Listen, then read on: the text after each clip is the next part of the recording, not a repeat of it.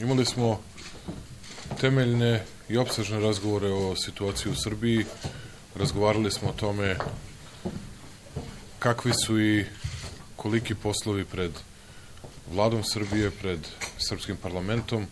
U narednom periodu razgovarali o neophodnosti provođenja strukturalnih reformi, fiskalne konsolidacije, jačanja i stvaranja zdrave srpske ekonomije.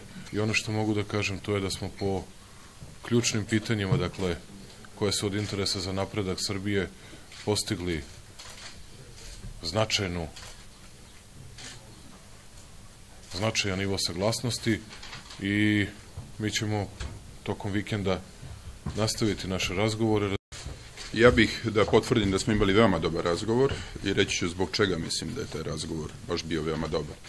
Zato što smo identifikovali ključne probleme, izazove sa kojima se srpsko društvo suočava.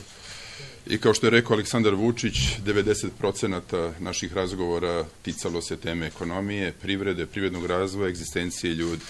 Hvala Bogu, došlo je vreme da danas imamo najviši mogući nivo saglasnosti oko tih centralnih strategijskih pitanja.